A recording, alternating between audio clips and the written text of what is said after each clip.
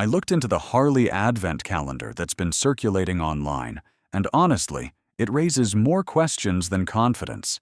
The ads show a premium-looking Christmas calendar filled with high-value Harley-Davidson items. Things like miniature tools, collectibles, accessories, and even small gear pieces. But when you check the actual sellers, none of them appear to be official Harley-Davidson retailers. That's the first red flag. The prices are another issue. Some sites sell it for $39 to $59, which is unrealistically cheap for official Harley-branded merchandise. Real Harley gear is expensive, and no legitimate calendar would be priced that low.